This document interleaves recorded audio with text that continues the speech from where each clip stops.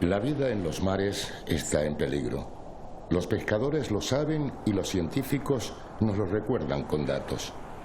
El futuro de la pesca artesanal de Canarias no está asegurado. Sostenibilidad, autorregulación, reservas marinas son palabras en boca de todos.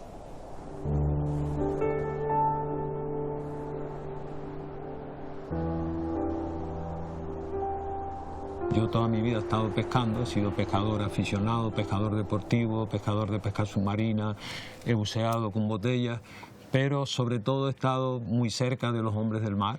Tengo muchos amigos pescadores, algunos mayores que ya no están entre nosotros, pero también jóvenes, y siempre he estado pescando con ellas. En los barcos tuve también una lancha de pesca, y entonces pues las criaturas que iban apareciendo, tanto moluscos como crustáceos, luego pues dedicamos un tiempo a pescar por alto con palangres y conseguimos pues algún tiburón, algunas especies, pero lo que más nos agrada es estudiar esas especies y verlas vivas nadando. He tenido el privilegio de nadar entre manadas de delfines en unas cuantas ocasiones aquí en La Palma. He estado cerca de los tiburones, no son animales tan fieros, son animales que simplemente pues cuando estamos en el agua con ellos tienen curiosidad por nosotros. Pero muchas veces se dan media vuelta y se van, y nosotros nos quedamos asombrados viendo un animal tan maravilloso nadar en libertad.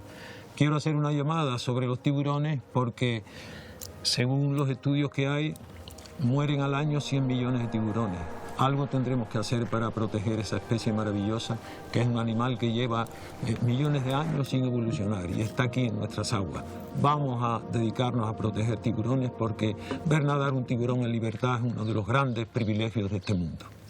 Hace 50 años llegabas aquí al litoral de Tazacorte y las algas pardas, esas algas, esos manchones amarillos de algas pardas, eran impresionantes. Te tirabas al agua, nadabas, cogías el alga, la levantabas y te llegaba a la cintura. Hoy esas algas pardas son de este tamaño. Es necesario investigar qué ha pasado con las algas pardas, porque claro, al reducirse las algas, pues todas las cadenas alimenticias que dependen de las algas sufren. Yo recuerdo que antes te tirabas al agua y había un raudal de peces verdes y castañetas azules. Ahora te tiras al agua y para ver un pez verde tienes que nadar un trozo. Y eso está ocurriendo en la punta de un volcán, está ocurriendo aquí en el litoral de Tazacorte y creo que en más partes de la isla. Y claro, el problema es grave. ¿Por qué han disminuido las algas pardas? ¿Por qué se están, digamos, deteriorando las cadenas alimenticias precisamente en la parte inicial, que es la cuestión vegetal? Porque en los vegetales descansa todo. El erizo es un animal que se alimenta de algas y claro, ha disminuido la población de erizos. Estábamos asustados hace unos años por la invasión del erizo de Lima, el blanquizal famoso. Bueno, pues el erizo de Lima está desapareciendo porque no tiene comida, porque no hay algas. Y claro, pero detrás del erizo vienen todas las cadenas y eso hay que investigarlo, hay que estudiarlo y ver cuál es la causa y empezar a buscar soluciones, porque si hay soluciones para muchas de nuestras enfermedades, también habrá soluciones para el medio ambiente y para recuperar la vida de los mares y las algas pardas. Aquí antes se capturaba tanto en nazas como por anzuelo la chopa. Había chopas en cantidad. Bueno, pues me he dedicado a observar cuando llegan los barcos de pesca a determinada hora al muelle, no se ven chopas, ni se cogen chopas. Y claro, ¿qué ha pasado con la chopa? Es uno de los peces que eran, digamos, muy abundantes hace 40 años. Hoy no hay chopa, prácticamente no hay chopa. ¿A qué se debe? Sí, hay que empezar a investigar por qué desaparecen esas especies. Y otra cosa que está ocurriendo, pero claro, es fruto del dichoso calentamiento global, están apareciendo en nuestras aguas peces de zonas subtropicales. normal, porque claro, el planeta se está calentando y nosotros pues lo vamos a sufrir, evidentemente. Pero habría que ver los peces que se capturaban y que no se capturan. ¿A qué se debe?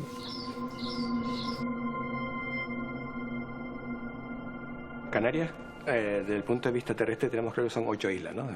Recientemente se ha también definido la Graciosa como isla, pero desde el punto de vista marino somos 6 islas. O sea, lo que sería, las islas son estructuras volcánicas que surgen del fondo del mar y se elevan entre 2.000 y 3.000 metros hasta la superficie, y luego de ahí, pues, en el caso de Tenerife, otros 3.000 o 3.000 y algo, en el caso de Gran Canaria o La Palma, 2.000 y algo, es decir, que todas las islas tienen un promedio de 4.000, 5.000 metros de altura desde el fondo donde surgen, ¿no? Y están separadas por esas grandes profundidades entre ellas, salvo lo que sería Lanzarote, Fuerteventura y los islotes del norte. Esa es una única isla con algunos pasillos intermedios de agua, ¿no? Claro, esas limitaciones, esas profundidades entre islas impiden que la gran parte de los peces puedan nadar de una isla a la otra. Y les explico, o sea, los peces, hablo de peces adultos. Las larvas, sí, las larvas la corriente se las lleva de un lado a otro, los huevos, y las transporta de África a Canarias, y de Lanzarote a Fuerteventura, y de Fuerteventura pueden llegar a La Palma. Es decir, que existe todo un sistema de corriente que hacen que las larvas y los huevos deriven de una isla a la otra, o entre el continente y las islas, o incluso el mar abierto. Pero cuando los peces son ya grandes y se asientan en el fondo, la presión hidrostática, es decir, y tienen que estar cerca del fondo siempre a una cierta profundidad, la presión hidrostática que se encuentra a grandes profundidades impide que esos peces puedan sobrevivir, salvo aquellos que están adaptados a eso. Es decir, por ejemplo, una vieja. Una vieja nosotros pensamos que es libre de nadar desde la Graciosa hasta La Palma si quisiera. No, eso no lo puede hacer. Puede nadar de la Graciosa hasta el sur de Fuerteventura, pero ya de ahí no puede salir, porque la profundidad impediría que esa especie pueda sobrevivir a esas profundidades. Por lo que tiene que estar siempre cerca del fondo, no puede nadar libremente como lo hace un atún. Entonces, claro, esa limitación de características, digamos, geográficas, geológicas, oceanográficas, impiden que haya una circulación de adultos entre islas, o entre menos entre estas islas, digamos, islas de agua, ¿no? Contábamos que Fuerteventura de Lanzarote es una isla única, con ese pequeño estrecho. Caso aparte son los atunes. Los atunes son especies que están adaptadas a vivir en el medio pelágico y migran a aguas abiertas, no tienen que bajar al fondo, siempre están nadando en aguas abiertas, pueden nadar a cierta profundidad, pero bueno, digamos que son algo así como los extranjeros que vienen a visitar en cierta época del año, a pasar aquí el verano. Mientras que los residentes, pues nos vemos obligados a vivir cerca de casa. Estamos ahí. Claro, esa dificultad de que los peces puedan trasladarse de una isla a la otra, lo que indica es que si tú sobreexplotas una isla, no van a venir peces de la otra isla a rellenar tu hueco, o sea, a ocupar ese espacio. Pueden llegar larvas y con el tiempo pueden crecer, pero lo normal es que los adultos no naden todo un banco de peces de viejas que vienen de Fuerteventura hasta Gran Canaria para de alguna forma ocupar el hueco que son las viejas que ya no están. Eso no va a pasar, no pasa, sino que cada isla tiene su población residente y la gestión que tú hagas en esa isla afecta a esa población residente. Por lo tanto, tenemos que tener una ley de pesca, un marco que defina, digamos, unas normas generales, pero que luego tiene que haber una ley de pesca específica para cada isla en función de las características oceanográficas, climáticas, incluso de forma de pescar de cada isla. Porque tampoco se pesca igual en el norte de Gran Canaria que en el sur.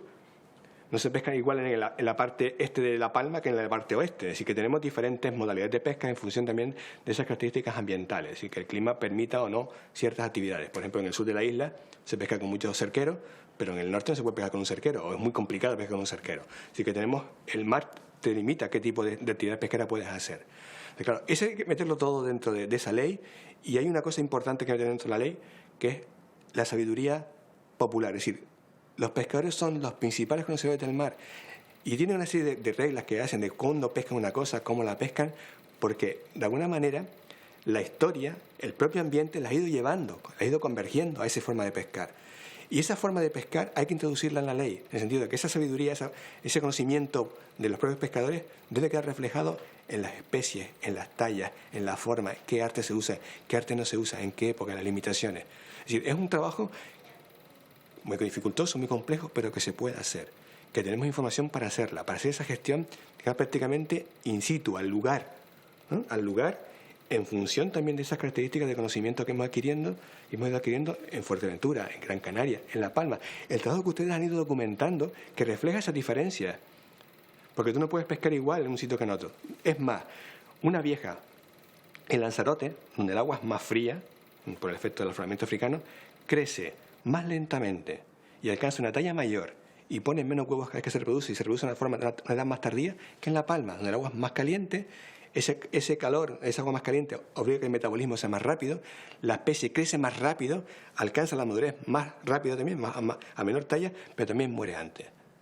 Es decir, todas esas características biológicas y humanas tienen que ser metidas en ese conocimiento, en esa ley, para que la ordenación sea un poco más lógica, o sea, con un poco más de sentido común en el proceso de extracción de recursos pesqueros.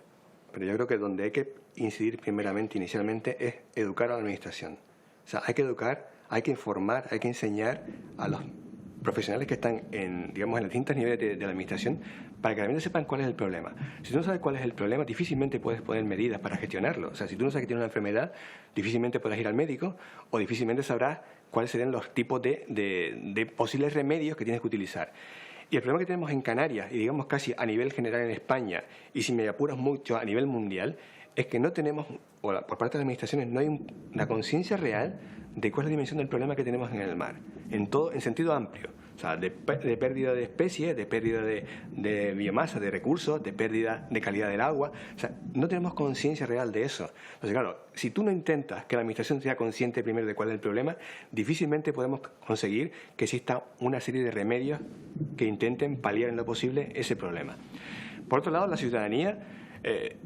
El mar es una cosa como muy difícil de ver, porque realmente sí vemos la superficie, vemos las playas, cuando llega alquitrán, cuando llega un problema de eso de contaminación, cuando hay un vertido puntual, pero no somos capaces de ver más allá. Sí vemos los documentales que nos pintan el mar de una forma, digamos, muy bonita cuando son de biodiversidad o muy fea cuando hablan de un problema concreto de sobreexplotación o de microplásticos o demás, pero no somos capaces de concienciarnos de cuál es la dimensión real del problema, ¿no? Y ahí está, cómo educar en eso es muy difícil.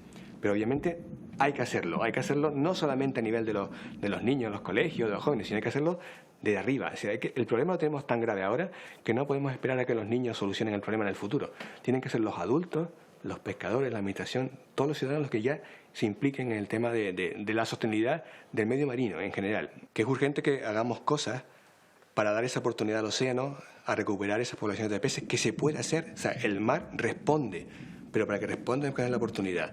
Hay años en que tenemos una buena captura de sama, porque el mar tiene un pequeño cambio y la sama ha encontrado una oportunidad para que sus larvas crezcan, sobrevivan y generen una buena captura X años más tarde. Existen los mecanismos, existen las posibilidades. Lo que tenemos que darles es nosotros esa oportunidad para que el océano pueda responder, y depende exclusivamente de nosotros. No tiene nada que ver que los noruegos estén pescando más salmón o no en el norte, o que vengan los daneses y estén pescando en Mauritania más o menos caballa. Lo que estamos pescando aquí depende exclusivamente de nosotros, porque no viene nadie a pescárnoslo. Yo te dije que nuestras islas tienen sus peces residentes. Los atunes son otra cosa, pero esos son nuestros, son nuestra responsabilidad, esos peces que están pegados a nuestra isla. Y los únicos que somos capaces, o seremos capaces de darle una oportunidad, somos nosotros. Si no lo hacemos y nos quedamos sin peces, no será culpa de los que pesquen más abajo, más arriba, más al este o más al oeste. Ni siquiera será culpa, desgraciadamente, del gobierno de turno.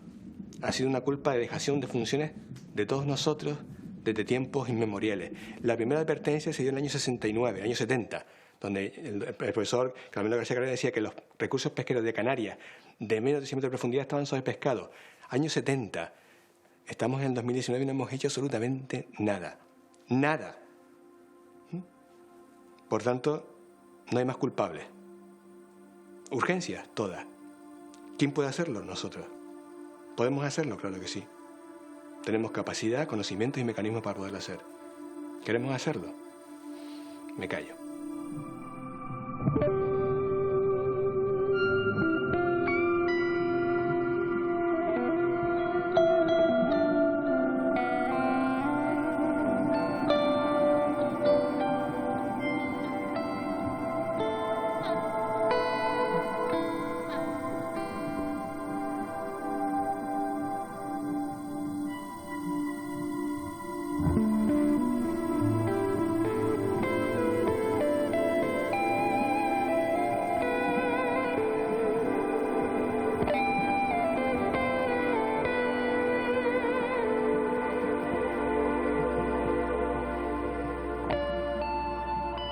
¿Qué ha ocurrido aquí, en el Hierro, en materia de gestión pesquera?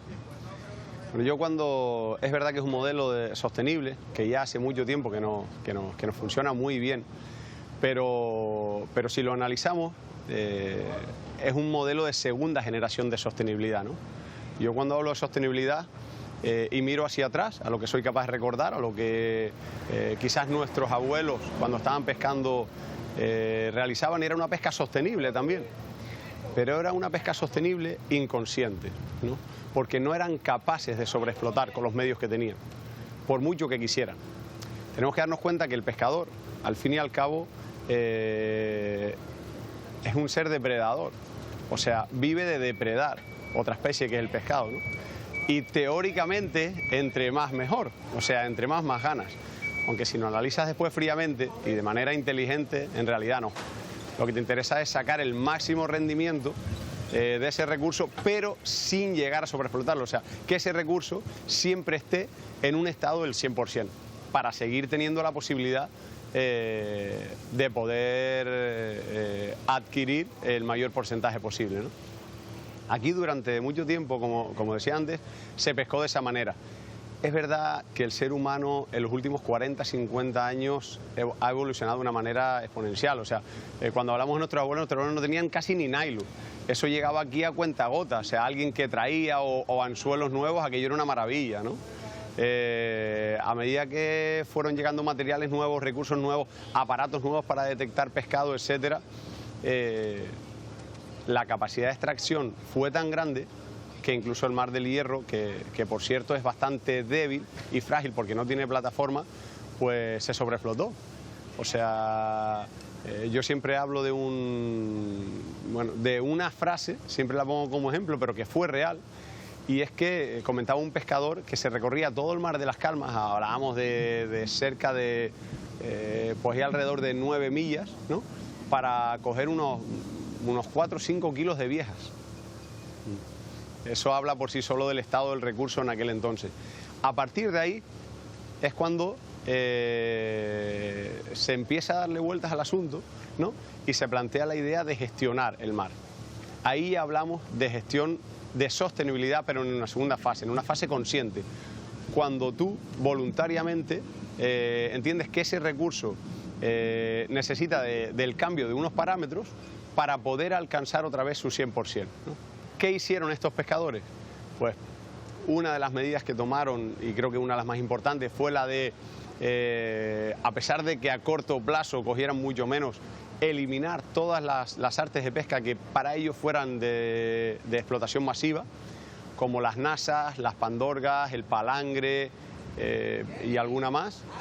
Por otro lado, promovieron y crearon una reserva marina de interés pesquero, que también tiene su importancia, sobre todo aquí en el Mar de las Calmas, que quizás es el menos productor, ¿no?, el que hasta menos plataforma rocosa tiene y ha hecho que el Mar de las Calmas sea mucho más productivo.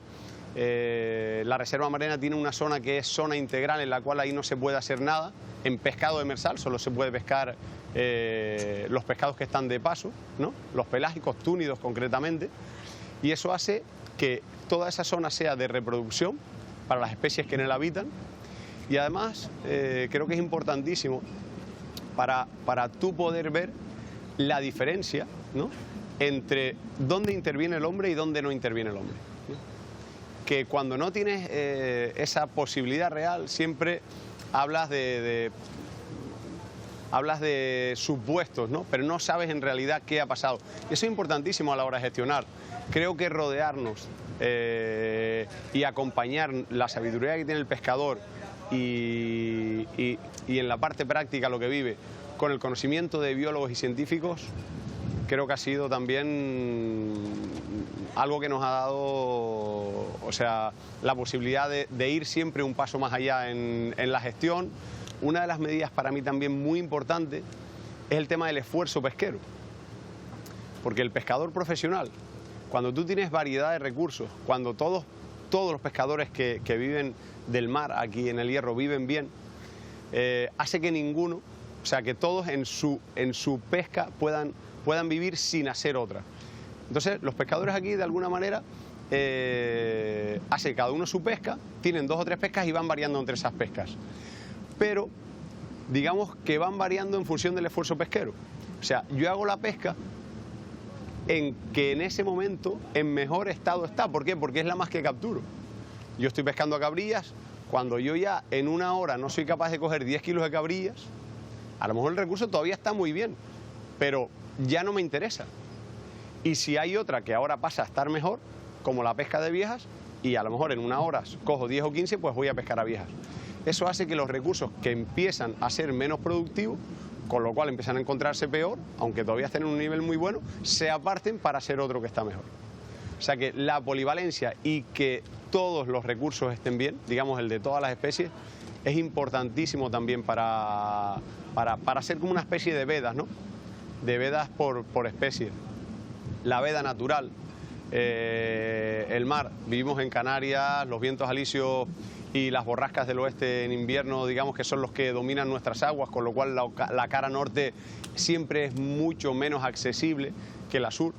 Entonces, el que tú, cuando la cara norte esté con un tiempo adverso, te puedas ganar la vida en la cara sur, hace que toda esa zona se regenere, o sea, esté virgen hasta cuando se queda calma y puedes acceder hacia esa otra zona, ¿no? Pues todo ese pequeño conjunto de cosas hace que aquí en el Hierro se haya conseguido de alguna manera gestionar el mar de manera sostenible, desde el punto de vista del recurso. Recordemos que es uno de los parámetros de la sostenibilidad. Ahora mismo estamos viendo que otro de los parámetros de sostenibilidad y que quizás no se está cumpliendo es el medioambiental, ¿no? Es el medioambiental, o sea, la cantidad de basura que nos encontramos en el mar y que seguimos introduciendo en él hace que por mucho que nosotros sigamos manteniendo el stock de esos recursos, ¿sí? Si esos recursos quedan contaminados por toda esta basura o polución que tiramos al mar, seguimos teniendo el mismo problema, o sea, pasan a no ser computables quizás, o sea, ya además de la realidad, que incluso es hasta más importante, que nos encontramos desde el punto de vista humano, personal, ¿no? Ya no de la realidad de que ese recurso nos sirva para pescar o no, sino como medio, o sea, como tú, persona o individuo, que llegues a una playa y te encuentres con todo eso, ¿no? Antes era muy raro que un barco compartiera información con otro o con otros, porque para ir yo otra vez a coger de ese recurso, hoy en día se ha entendido que entre más compartamos información mejor. O sea, la información que puedo tener yo es la que soy capaz de ver yo, un solo barco, en toda Canarias, en las aguas de toda Canarias. Sin embargo, si toda Canarias compartimos información, yo tengo la información de 100 barcos, siempre, diariamente. Eso hace que yo coja muchísimo más, cada uno de los individuos cojan muchísimo más atún que si nadie la comparte con nadie. Nosotros realmente hacemos una pesca sostenible porque es un hombre y un anzuelo. Al final nosotros no llamamos ni palangre ni llamamos nasa, solamente llamamos nasa dentro de un plan de pesca por la zona este de la isla, 6 meses, un límite de barco y un límite de arte. Por eso nosotros, por otra parte, nosotros nos hemos autorregulado sin echar todo tipo de arte. La hemos prohibido en nosotros, no la ha prohibido ni las administraciones ni nada. Y una cosa que está en el aire, que el otro día mismo, es el tema de los usos del mar y la zona SEC, que quieren excluir al sector pesquero de esa zona, cuando nosotros somos los verdaderos que hemos cuidado el fondo marino y las especies en el mar, así que tenemos que por esa parte tienen que las administraciones valorar lo que ha hecho el sector pesquero de la isla de Fuerteventura.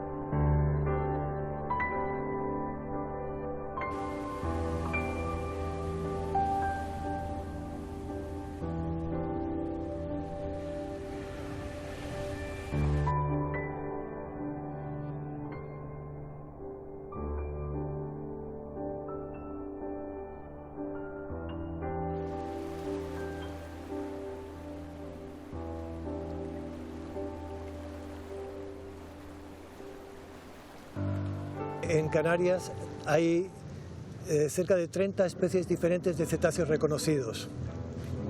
Esto es más de una tercera parte de la diversidad mundial y hay muy pocos lugares en el mundo donde se puedan ver tal cantidad de especies y menos todavía donde se puedan ver a lo largo de todo el año. Aquí podemos encontrar desde los pequeños delfines listados, delfines moteados, rugosos, de dientes rugosos, delfines grises, calderón tropical, montones de animales. Va creciendo hasta cifios, cifio de Blainville, cifio de Cuvier, y ya pasando a las ballenas, rorcual tropical, rorcual común, ballena azul menos. Yo personalmente no he tenido hasta ahora la fortuna de verlo, pero creo que se ha visto alguna vez. 30 especies diferentes. Algunas se han encontrado por variamiento, pero se han identificado 30. Es mucho, y es una maravilla lo que hay, y es una pena que se desconozca. Nosotros dedicamos una parte de nuestro dinero a editar unos libritos. En su momento eran libritos que terminaron siendo muy costosos, ahora son unos pequeños folletos plegables en el cual se habla de los cetáceos, ¿no? La mayoría de la gente no le interesa lo que pone. La mayoría de la gente quiere ver al delfín afuera y si lo ven dando un salto es lo que quieren ver, un poquito como en un delfinario, es lo que quieren ver afuera. Pero sí hay una parte de gente a la que le interesa los animales, le interesa saber, conocer. Esa parte didáctica es fundamental, es importante. Nosotros hacemos mucho hincapié en esto y tratamos de enseñar a la gente. Aprovechamos no solamente para tomar datos que pasamos a la comunidad científica, sino que además tratamos de enseñar a la gente, educar un poquito qué es lo que hay, cuáles son los peligros de la contaminación, de tirar una bolsa, no solo por la borda, sino cuando alguien está en la montaña y mira una bolsa de plástico, esa bolsa de plástico más en una isla como esta, sí o sí termina en el mar y termina probablemente siendo confundida con una medusa por una tortuga y atragantándose y posiblemente muriéndose. Este tipo de cosas podemos enseñarlas en el barco. Y lo que se está intentando en los últimos años es hacer actividades de educación también cuando se sueltan los animales. Muchas veces se sueltan en playa, con colegios, con determinados grupos para poder hacer actividades educativas y actividades de sensibilización. Y esta vez estamos soltando en este barco, porque este es uno de los barcos que recoge más animales en el mar. La mitad casi de los animales que entran en el centro es porque este barco, cada vez que ve un animal enredado o posiblemente herido, lo recoge, nos avisa y es un colaborador muy importante. Entonces se va a liberar con ellos porque hace una gran labor también.